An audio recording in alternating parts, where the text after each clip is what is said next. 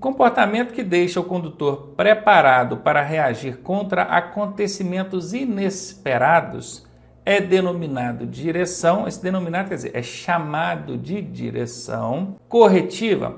Olha, deixa preparado, ó, deixa preparado. A direção corretiva, ela não deixa preparado. O motorista que adota uma direção corretiva, o que é corretivo? Corrigir um erro ou algo não previsto, uma situação não prevista. Ele espera acontecer para depois agir. Então não é corretivo o cara que já fica preparado. Então letra A está fora. Cautelosa, bom, se ele adota de forma a estar preparado, obviamente ele é cauteloso. Mas não é esse o nome técnico dado pela direção defensiva, não. Preventiva, essa é a resposta. É uma postura defensiva preventiva. Prevenir-se, antecipar-se, estar preparado para reagir contra acontecimentos inesperados. Então, letra C é a resposta. Obviamente não pode ser D, porque aqui diz que todas estão corretas e não estão todas corretas.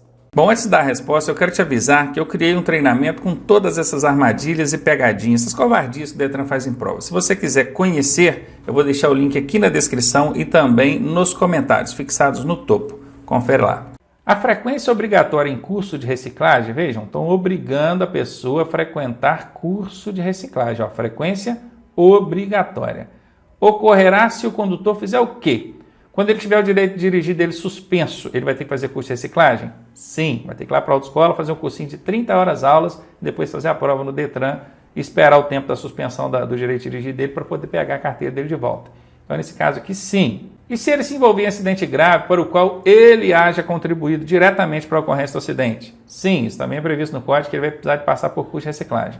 Quando for infrator contumaz, o que é infrator contumaz? Habitual. Está sempre cometendo infrações ali e o órgão de trânsito, a autoridade, né, aplica sempre as penalidades possíveis. Ele não corrige, está sempre ali reincidindo aquilo. Então, a autoridade de trânsito, o Detran, pode aplicar nele ali a frequência obrigatória no curso de reciclagem também. Então, todas as alternativas acima? Sim, essa é a resposta. Inclusive, uma dica para vocês. Na maioria das vezes, não é sempre não, mas a maioria, a absoluta maioria das vezes, 70%, 80% das vezes, que na alternativa D estiver escrito todas estão corretas ou todas estão erradas, essa será a resposta. Dica para vocês aí. Em caso de mau funcionamento do motor ou sua parada total, os dois sistemas que devemos diagnosticar primeiramente são sistema de alimentação, que é o que lida com combustível, e sistema de ignição, que é o que vai queimar o combustível lá dentro do motor. Já eu falo dessa alternativa A. Vamos ver os demais. Sistema de lubrificação e frenagem nada a ver aqui com o motor, né? Arrefecimento e lubrificação tem a ver com o motor, mas mau funcionamento, a gente até tem que observar sim o arrefecimento, a lubrificação, mas aqui fala primeiramente, né? Primeiramente. Alimentação e iluminação. Iluminação aqui não, alimentação até poderia ser. Olha, o motor não quer funcionar, ou parou totalmente. A principal suspeita é falta de combustível, que está aqui relacionado ao sistema de alimentação. Tá bom? É muito comum pessoas acionarem aí guincho ou mecânico, aí chega lá, vai ver a falta de combustível. Então, a primeira suspeita, combustível. E às vezes não é nem falta de combustível, às vezes é um problema no sistema de alimentação. Um filtro de combustível entupido, a bomba de combustível, né, que impulsiona o combustível no sistema não está funcionando, é alguma coisa no sistema de alimentação. O combustível não chega lá no motor para poder ser queimado. E a outra suspeita é a ignição. Esse combustível precisa chegar lá e precisa ser queimado. Essa ignição é provocada por um centelhamento elétrico, então já depende diretamente do sistema de eletricidade também. Se a bateria está descarregada, você vira a chave, nada, e só tem aquele negócio e não vai, não tem força suficiente para o motor de arranque dar o impulso principal no motor principal, né? Dar o impulso no motor principal. Então sim, sistema de alimentação e ignição são dois que a gente já deve suspeitar aí de imediato. Letra A é a resposta. Um dos principais problemas urbanos é o excesso de emissão de ruído. É o barulho, poluição sonora. E é verdade, quem mora nos centros urbanos sabe o quanto o barulho incomoda. Os proprietários de veículos podem ajudar na redução desse problema da seguinte forma. Como? Vamos ver. Utilizando combustível especial. O que seria um combustível especial, hein? E será que utilizando combustível especial a gente vai estar colaborando aí com a diminuição da poluição sonora? Eu até imagino que esteja ali colaborando com a diminuição da poluição do ar, né? Usando um combustível bom, adequado. Agora, sonora, não tem nenhuma relação, letra A está fora. Mantendo em bom estado de conservação o silenciador do escapamento do seu veículo. Isso é bacana. Ali no escapamento, o motor explode, né, queimando ali o combustível, então sai aquele barulhão lá. E é o escapamento que faz o abafamento desse barulho, desse ruído. Principalmente pelo dispositivo chamado silenciador ou silencioso que está lá no escapamento. Manter esse dispositivo em bom estado de conservação é bacana, colabora, obviamente, com a redução aí da poluição sonora. Certamente vai ser essa a resposta. Instalando equipamentos não originais, ou pelo menos se fossem originais, tudo bem, mas equipamentos não originais, claro, ficou assim bem estampado para a gente que não é essa a questão, né? Letra C fora. Utilizando livremente os dispositivos sonoros dos veículos, dispositivos sonoros é alarme, buzina, o próprio som automotivo. Utilizar livremente, sem regramento, sem se preocupar, claro que isso não vai colaborar com a diminuição da poluição sonora, está fora. Fiquei então com a letra B. Quando o condutor deve utilizar o pisca-alerta, hein? Que as 4 setas piscando simultaneamente ao mesmo tempo. Em imobilizações, com o veículo imobilizado, pode. Em situações de emergência, também pode, ainda que o veículo esteja em movimento, pode usar o pisca-alerta. Quando a regulamentação da via assim determinar, poxa, se tem lá uma placa de regulamentação dando a ordem, ligue o pisca-alerta, você tem que obedecer, é uma regulamentação. Também é uma resposta, serve como resposta. D, todas as afirmativas acima estão corretas.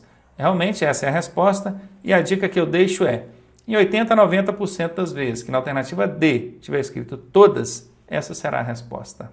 O que é fratura exposta? A gente pensa em fratura, pensa um osso quebrado, né? Exposta é porque o osso está apontando ali, rompeu a pele e está apontando, você consegue ver o osso. É quando um pedaço do osso atravessa a pele, é o que eu acabei de falar, né? Ficando exposto, sim, você consegue ver o osso, exposto externamente. Certamente será essa a resposta. Seria uma luxação externa, a luxação é o deslocamento do osso. 2 ossos ali se deslocaram da posição natural.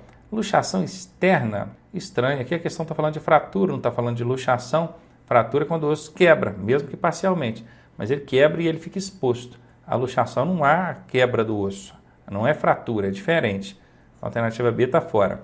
Lesão onde o músculo aparece entre a pele? Nada a ver, né? Até sem sentido, para falar a verdade. Fratura parcial dos ossos? Olha, eu não sei se é possível uma fratura exposta, sendo ela parcial. Vamos supor, não rompeu totalmente o osso. Eu acredito que até seja, porque às vezes quebrou ali, o osso não rompeu, mas na curvatura ali rompeu a pele, né? Rasgou a pele, você consegue ver o osso, então acaba ficando exposto. Mas a mais completa, que mais se aproxima aqui, né? Olha, quando um pedaço de osso atravessa a pele, então quer dizer, ficou exposto externamente. Letra A, não é uma questão difícil, a gente tem que inventar muito aqui para tentar chegar em outra resposta que não seja a alternativa A. Ao candidato aprovado na primeira habilitação, será conferida, entregue, a CNH de categoria B. Bom, aqui não falou se ele está fazendo para automóvel, para motocicleta, o que é, né?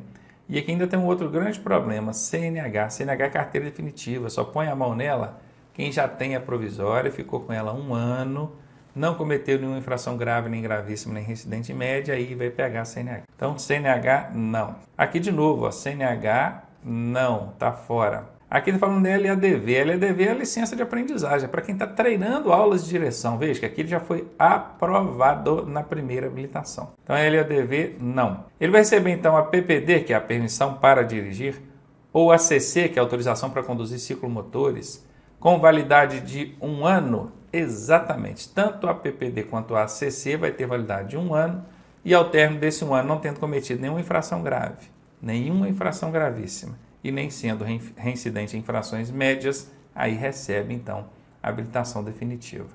Sendo a CC definitiva. Sendo a PPD, aí torna-se a CNH. Então, letra C aqui é a resposta. A placa A8 adverte o quê? Não precisa decorar o código da placa, ignore isso, apenas visualize a placa e responda a questão. Ela adverte o quê? É importante prestar atenção nesse termo adverte, Porque de fato ela adverte, ela é uma placa de advertência. Ela adverte uma interseção em T. Isso aqui parece um T, gente? Parece, né? Certamente será essa a resposta. Via lateral à esquerda? Não. Quando é via lateral à esquerda, você tem a via de fluxo principal e à esquerda você tem uma via. Então seria esse o símbolo usado e não esse. Então tá fora, não é via lateral. Entroncamento à esquerda? O entroncamento é quando você tem o tronco da árvore e o galho. Viu aqui? Isso é entroncamento, não é isso que está aparecendo aqui. Então não é entroncamento, está fora. Bifurcação em Y. Bom, isso aqui parece com T ou com Y? Não é Y, né, gente? Então está fora. É em T mesmo. Letra A confirmada aí a resposta.